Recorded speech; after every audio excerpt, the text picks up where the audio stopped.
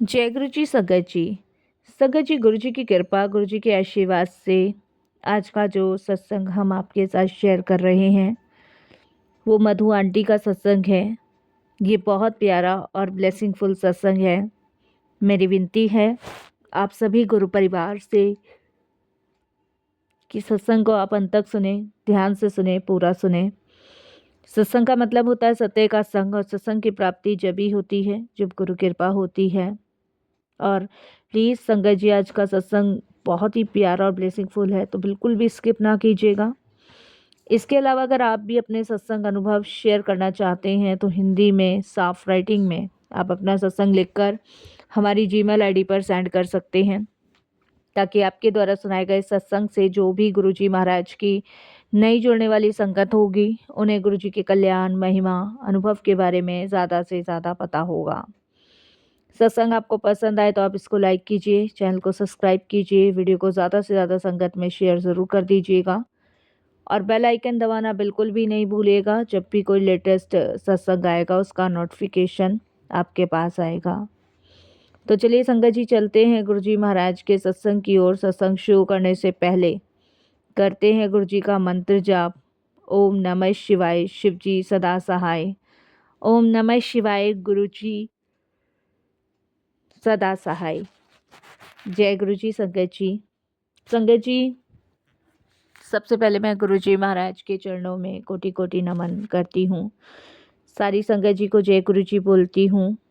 और आज मैं आप सभी के सामने अपनी ज़िंदगी का वो सच साझा करने जा रही हूँ जो ना केवल एक चमत्कार है बल्कि गुरु जी की अपार कृपा का प्रमाण भी है। मैं जितना उनका वर्णन करूं उतना ही वो वर्णन मुझे कम लगता है। आज का सत्संग जो है वो मेरे बच्चे के बारे में है, जिसे साक्षात महाशिव गुरुजी ने दलदल से बाहर निकाला। मैंने जीवन में सोचा भी नहीं था संगत जी कि वो कभी इस गहरी दलदल से बाहर भी निकल पाएगा। मैं जितना उनका शुक्राना करूं उतना ही मुझे कम लगता है, क्योंकि उनकी असीम कृपा, असीम ब्लेसिंग्स हम सभी के साथ है। गुरुजी से जुड़ने की शुरुआत और हमारी यात्रा तब शुरू हुई जब हम अपनी ज़िंदगी के सबसे अंधेरे दौर से गुजर रहे थे। एक ऐसे अंधेरे दौर जहाँ से चारों तरफ अंधकार नज़र आता था, रोशनी दूर दूर तक नहीं दिखती थी। मैं जब मानसिक रूप से बहुत परेशान हो चुकी थी, जब कहीं कोई सहारा मुझे नहीं दिख रहा था,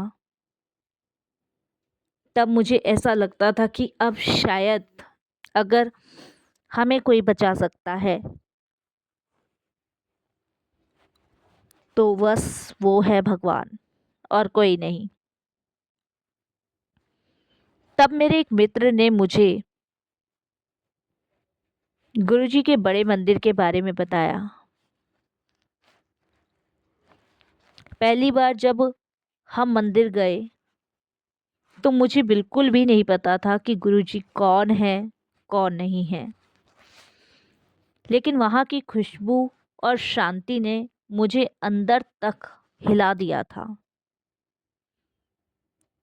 क्योंकि मुझे एक अद्भुत सुकून का आभास हो रहा था, शांति मिल रही थी, जैसे एक भटके हुए इंसान को एक किनारा मिल चुका हो। और वो सुकून मैं अंदर से महसूस कर रही थी। गुरुजी ने मुझे अपनी शरण में ले लिया था फर्स्ट डे से ही। पहली बार से ही उन्होंने मुझे अपने चरणों से जोड़ लिया था। पर मेरा असली इम्तिहान अभी बाकी था।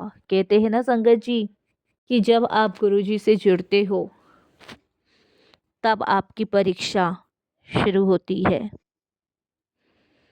और उस परीक्षा को पास करने के लिए भी गुरु जी की कृपा होना बहुत ज़रूरी है। मेरा जो इम्तिहान होने वाला था उसमें मुझे खुद भी नहीं पता था कि मैं पास होंगी या फेल। मेरा इकलौता बच्चा, जो मेरी जान, मेरी पहचान, मेरे जिगर का टुकड़ा, वो मुझसे बहुत दूर होता जा रहा था। संगत जी, जब वो छोटा था तभी शायद वो ठीक था, क्योंकि वो मेरे पास था, मेरे साथ था और मेरे संस्कार थे। जैसे ही मेरा बच्चा बड़ा होके कॉलेज जाने लगा, उसके व्यवहार में धीरे धीरे बदलाव आने लगा। वो घर पर बात नहीं करता था, रात रात भर घर से बाहर रहता था। मैं रात रात को फ़ोन करती थी। हमें पता चला कि मेरा बेटा गलत संगत में पड़ गया है। मेरे हस्बैंड और मैं दोनों बहुत टूट गए, परेशान हो गए। मानो जैसे हमारे जीवन में अब शायद रोशनी आएगी ही नहीं। वो अपने दोस्तों के साथ रहने लगा था। रहना तक तो ठीक था संगत जी, वो नशा, गलत आदतों में डूबा रहता था। घर आना नहीं चाहता था। मैं, मेरे हस्बैंड इतने दुखी, इतने परेशान कि संगत जी हम बार बार उसे फ़ोन करें, लेकिन वो फ़ोन नहीं उठाता। वो हमसे बात करना नहीं पसंद करता था। मेरे घर का माहौल संगत जी बहुत तनावपूर्वक हो गया था, बहुत ज़्यादा। बहुत समझाया उसको, डांट भी दी, लेकिन कोई असर नहीं हो रहा था, कोई भी असर नहीं। ऐसा लग रहा था जैसे हम उसे खो चुके हैं, अब वो शायद कभी हमारे पास नहीं आएगा। नशे में इस कदर डूबा रहता था संगत जी की गाली गलौज, उल्टा सीधा बोलना, बहुत सारी चीजें कर रहा था। और हम लोग पूरी तरीके से खोखले हो चुके थे। एक दिन संगत जी ऐसी बात हुई जिससे मेरा दिल पूरी तरह टूट गया, पूरी तरह टूट गया। मैं पूरी तरह हिम्मत हार चुकी थी संगत जी, पूरी तरह हिम्मत हार चुकी थी। और आप विश्वास नहीं मानोगे, मैं इस कदर टूट गई थी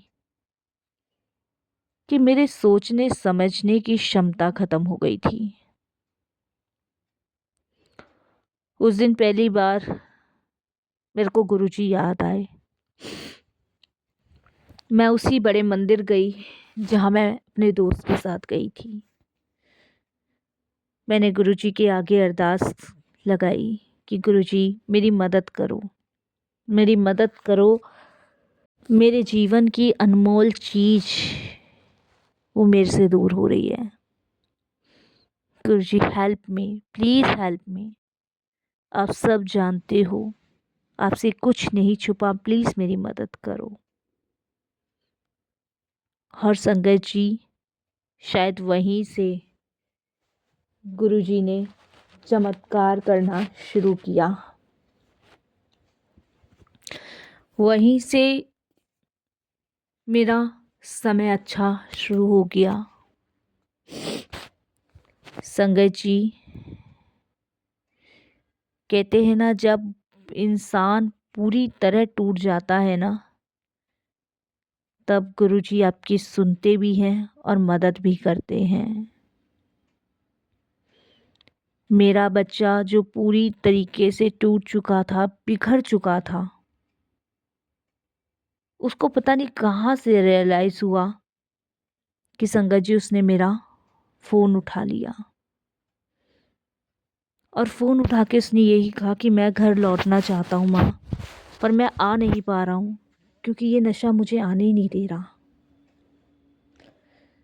मैंने संगत जी तभी अपने पति के साथ जाके उसके उस गंदे दोस्तों की कंप्लेंट लिखवाई और अपने बच्चे को वहाँ से बचा के लाई। संगत जी, मेरा बच्चा इस कदर नशे में डूबा हुआ था कि वो उसका आदी हो चुका था, और ये मेरे लिए बहुत ज़्यादा दुख भरी बात थी।